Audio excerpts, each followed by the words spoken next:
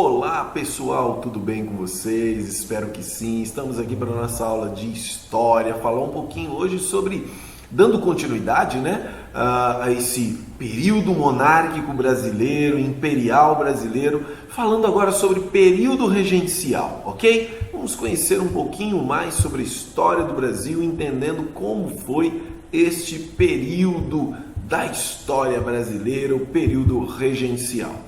Ok, para a gente entender então, Dom Pedro vai embora, nós já vamos ver isso. Então esse período regencial, ele vai de 1831 a 1840, que é o período em que o Brasil é governado por regentes, ou seja, são políticos escolhidos para administrarem o Brasil até que Dom Pedro, criancinha, chegue à maioridade, ou seja, faça 18 anos.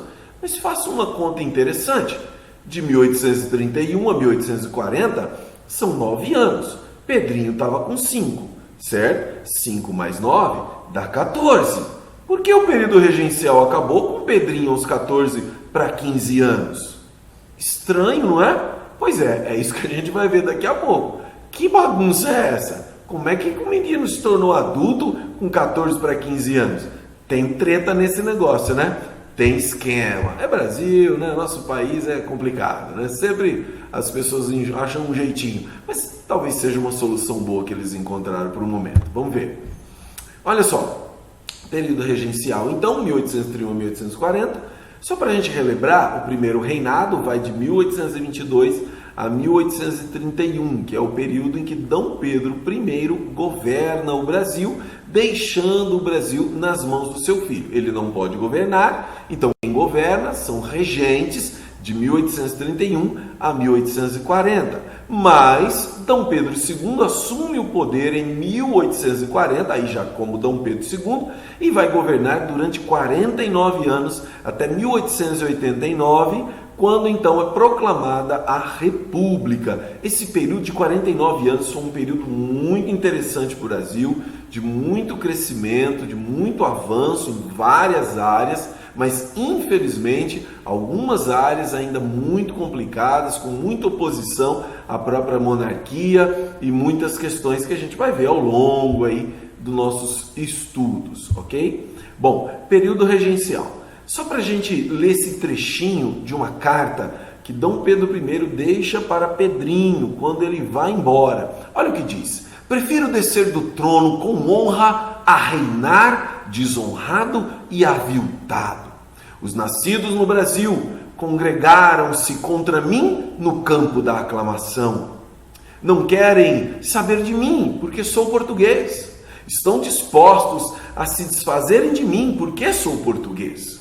Meu filho tem sobre mim a vantagem de ser brasileiro. Os brasileiros prezam-no. Governará sem dificuldades e a Constituição garante-lhe seus direitos. Renuncio à coroa, conforme comecei constitucionalmente. Ou seja, ele está dizendo, galera, o povo não gosta de mim só porque eu sou de Portugal. Mas o meu filho é brasileiro, o pessoal gosta dele, vai dar certo. E outra coisa, a lei determina que ele tem o direito de assumir no meu lugar. Então, eu estou indo embora, renuncio o meu trono, mas eu faço tudo dentro da lei. Assim como eu me tornei rei, dentro da lei, através da Constituição, eu estou saindo direitinho, cumprindo a Constituição, deixando o meu filho aí. Então, ele está dizendo, eu estou fazendo tudo certo, E estou vazando, indo embora. E aí, gente, inicia esse período regencial. Já disse para vocês e vou repetir. Por que período regencial? Porque o Brasil é governado por regentes, pessoas que vão reger, que vão como um maestro, regendo, administrar a colônia até que Dom Pedro, ou Pedrinho, chegue à maioridade, chegue aos 18 anos. Então, essa é a ideia. Mas, nesse momento, galera, tem uma disputa política enorme, enorme mesmo. Esses três grupos, grupo dos restauradores, dos liberais moderados e dos liberais exaltados, estão disputando o poder. Pense o seguinte, já que não tem rei, tem que ser alguém de algum partido para governar, certo? E o partido que governar vai acabar fazendo o quê? Colocando as suas ideias, não vai? Não é assim que acontece hoje? Pois é, agora imagina a briga desses partidos para saber qual partido ia governar o Brasil. Pois é, mas vamos conhecer um pouquinho mais esses partidos para a gente perceber que eles tinham interesses diferentes. Então você tem o Partido Exaltado, que os líderes são Fria Vasconcelos e Cipriano Barata. Esse Partido Liberal Exaltado, por que liberal? Porque eles querem que acabe a centralização de poder. Liberal é isso, tem que liberar. Liberar a economia, liberar a política, liberar tudo, certo? Tudo não, né? Vamos lá. Algumas coisas não queriam que liberasse. Morais e bons costumes, não. Mas a economia, a política, liberar. Não pode estar centralizado na mão de ninguém. E por que exaltado? Porque eles eram liberais, agressivos no sentido não de briguento, mas de querer uma liberação forte mesmo, uma liberação geral. Esses caras, então, queriam liberação máxima da política, autonomia nas províncias, democratização nas eleições e diversas reformas sociais e econômicas. Representavam quem?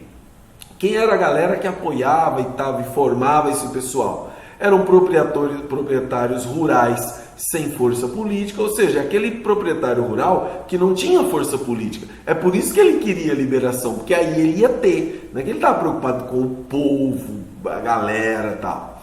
Então era classe média urbana e militares, ou seja, todo mundo que não tinha poder, naquelas elites mais fortes, queriam uma liberação de poder geral para eles acabarem participando também desse poder. Só uma criticazinha aqui, né? O Partido Moderado, liberais moderados, ele queria liberação. Mas, galera, devagar, também não vamos dar poder para todo mundo, certo? Desfazer os interesses dos grandes fazendeiros, defender, aliás, desculpa, os interesses dos grandes fazendeiros e com o mínimo de alteração. Então, assim, distribui mais o poder, mas acaba que esse poder vai ficar só entre os ricos. Não pode afetar muito a vida dos grandes proprietários, não. Esse é o Padre Feijó, o Evaristo Veiga e o Brigadeiro Lima e Silva. 3 personagens importantes você vai ver aí no período regencial. Bom, outro também era manter a lei e a ordem, usando principalmente a polícia. Eles queriam, tanto que foi criado então a Guarda Nacional, a gente vai ver isso também daqui a pouco. E aí eles já representavam quem? Os proprietários rurais da nossa região, do Sudeste, que eram escravistas, queriam a continuação da escravidão, centralizadores. Gente, os liberais exaltados defendiam também a manutenção da escravidão, viu? Ninguém, era um ou outro que surgiu com a ideia de uma possível fim de escravidão, tá? Então, assim, dos exaltados. Os moderados, manutenção da escravidão, centralizador, principal força política da época eram eles. E tinha o Partido Restaurador, que eram os monarquistas que existem até hoje, né? Os monarquistas, ou seja, volta a monarquia, Dom Pedro volta ao poder e tudo mais. Quer dizer, no caso deles, a monarquia ainda existia.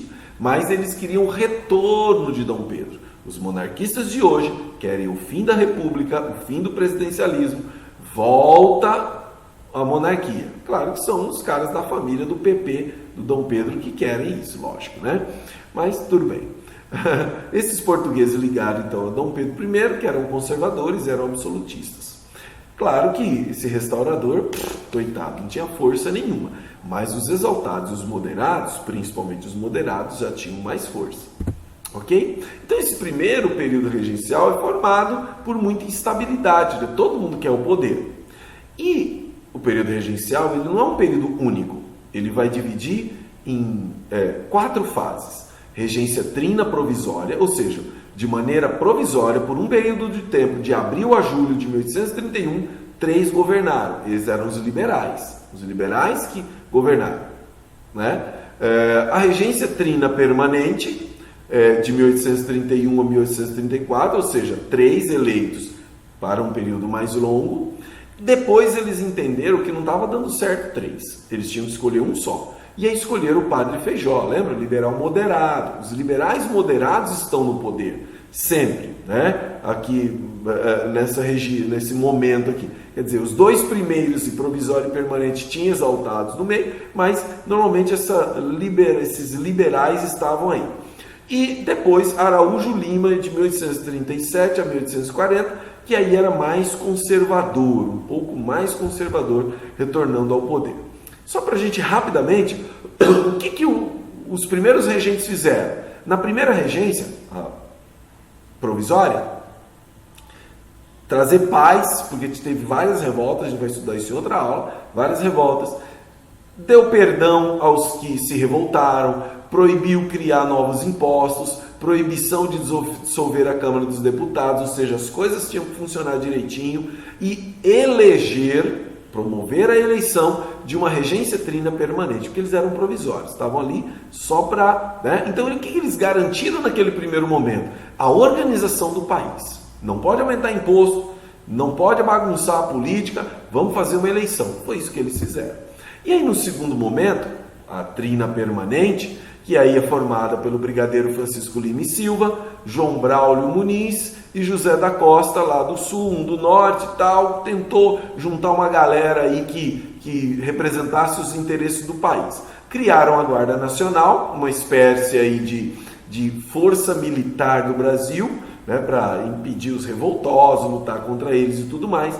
Reduziram o Exército e a Marinha, fortalecendo a Guarda Nacional. Olha que estratégia dos caras. O Exército não dava na mão deles, mas a Guarda Nacional dava. E aí, nas regiões mais distantes, os grandes ricos proprietários começaram a receber título de coronéis. Você já viu aquelas novelas antigas, o coroné da fazenda, o coroné, né? Então, pois é, eles não eram do exército, mas foi dado a eles os títulos de coronéis para eles ajudarem a manter aí o controle político dessas regiões e depois ajudar na eleição deles e tudo mais, coisas que a gente vai ver depois. Defesa de interesses pessoais dos grandes fazendeiros, lembra? Eles eram os liberais moderados, eles estão no poder. E aí eles querem predominar, né, todo esse ambiente de benefícios dos grandes fazendeiros. Mas aí o padre Feijó, o Feijoca entra no jogo. O Feijó entra no jogo como o único governante. Não deu certo a regência trina, muita disputa de poder, uma brigaiada medonha. E aí eles acabaram dizendo, galera, vai ter que ser um só, senão o negócio vai ficar doido aqui. E aí o Feijó, ele é vencedor nessa eleição.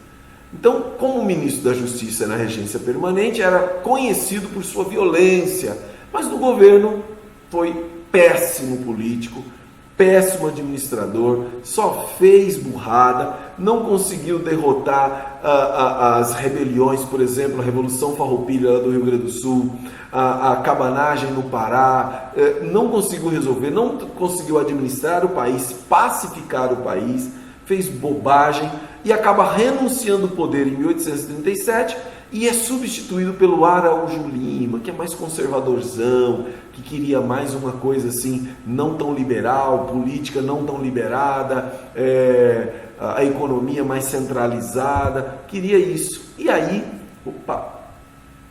desculpa aqui, a regência, estou voltando ao invés de ir à frente, desculpa gente, a regência una de Araújo Lima, então, partido regressista, né? Ele agora assume o poder e as duas principais, perdeu-se muita coisa, mas duas coisas os liberais conseguiram, que é através do ato adicional, tirando a autonomia das províncias e dando controle de todo o sistema jurídico policial ao governo central, né? Quer dizer, os liberais perderam essa conquista, né, que eles haviam tido, que era a autonomia das províncias. Agora o Araújo Lima tira isso, devolve a centralização de poder, os liberais perderam muitas coisas e também perdem quando o Araújo Lima tira a autoridade dos juízes de paz, transferindo aos chefes de polícia, delegados e juízes municipais.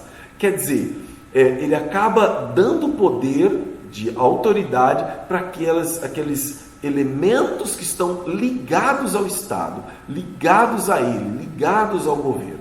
Então, as conquistas que os liberais tiveram desde 1831 até 1837 foram perdidas, porque o Araújo Lima, ele volta atrás e muda as coisas, ok? Então, um pouco de democracia, de participação política, de autonomia das províncias que existia, o Araújo Lima tira. E é por isso E é exatamente por isso que os liberais vão armar um plano. Que plano é esse? Os liberais vão armar um plano de alterar a lei, mudar a lei, para que Dom Pedro fosse tornado de maior, ainda com seus 15 anos, 14 para 15 anos, para que ele assumisse o trono. Então, era complicado. Então, progressistas era minoria na Câmara e não tinham condições nenhuma de votar e compor o governo. Assim, resolveram antecipar a colocação de Dom Pedro II no trono. Não tinha outra forma de vencer. Era ou eles abriam mão do poder, ou o poder ficava na mão dos regressistas, na mão dos conservadores. Então, a chegada de Dom Pedro II ao trono representaria a consolidação do regresso conservador, né? Por quê? Os regressistas tinham também interesse. Então, os progressistas tinham interesse em Dom Pedro II estar no poder, porque tirava o poder do partido regressista. Os regressistas tinham interesse em Dom Pedro II no poder, porque Dom Pedro também tinha algumas práticas que eram interessantes para eles. Então, não era bom ir contra esses interesses, pois em qualquer momento ele assumiria o poder de qualquer forma. Quer dizer, se ele não assumisse ali, naquele momento, 3 anos depois ele assumiria. Então, arrumar briga com Dom Pedro I era fazer um inimigo com o futuro imperador. E aí, quem vai querer? Então, dia 22 de julho de 1840, PP2, Dom Pedro II assume o trono e nomeia seu primeiro ministério, formado em sua maioria por membros do Partido Liberal. E este é o fim do período regencial. E aqui termina o período regencial, ok? Beleza, galera? Então, bons estudos para vocês. Espero que tenham gostado da nossa videoaula de hoje. Tchau, tchau!